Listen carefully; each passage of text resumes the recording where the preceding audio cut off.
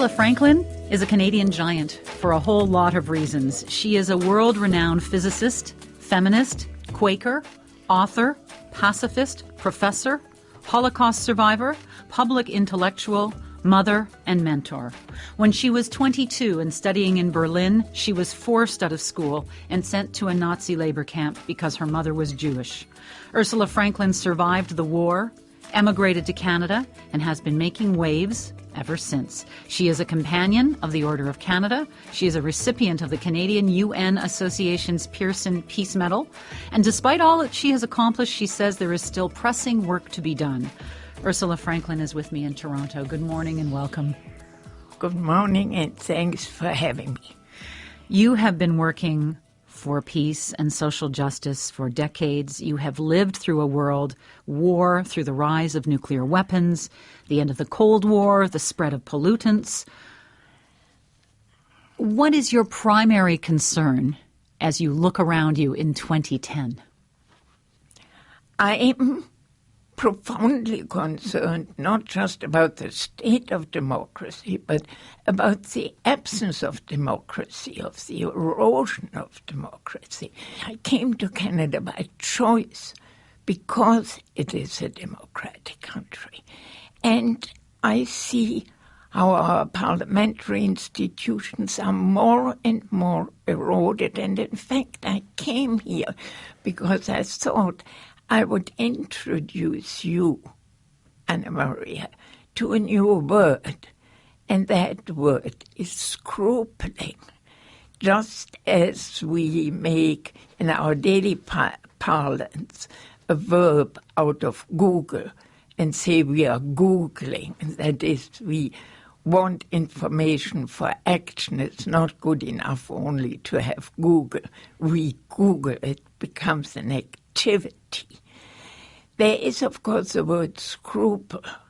And way back during the debate and struggle on slavery, the old Quakers used the word scrupling, which in that time, in that society, was of real currency. And they meant they went scrupling with their neighbors, sitting down and saying, we have a horrible problem. Many of us think it is not right to own people. We better scruple about that to abolish. Scrupling. So, in other words, if you have scruples, you talk about scrupling. Yes, you do something. If you have the need for information, you Google. If you have the need for clarity beyond your own and private thing, you'd better scruple. That is, talk with people and make it clear it's not my problem, it's not your problem. It's a problem that is bigger than all of us. Well, let me pick up on something there because you talk about slavery, and in the same conversation, you're talking about our democracy in Parliament in Canada. Can you connect those things? Some people would be offended that you connect those things. I would say, indeed, not only can you, but must. You must connect these things.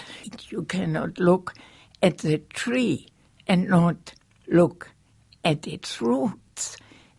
And you need to look both at the soil, at the growth, what goes into the soil, what are the things that grow, what are the things that shrivel.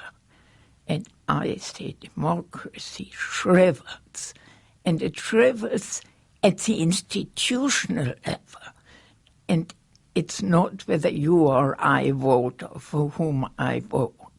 It's not firing the coach or getting a better player. It's looking at the game, what has happened to the game. And that, to me, is a subject of scrupling. And what has happened to the game? What has happened to the game is that the game is a ritual. And it is not doing what it is supposed to do. And the players if we stay with this analogy. No.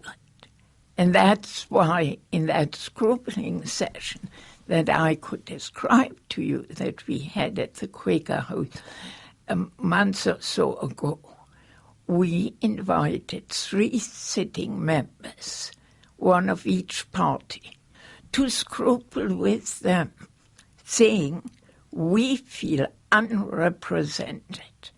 And we know from our contact with some of you that you feel severely constrained in representing us. And what kind of ideas came from that scrupling session?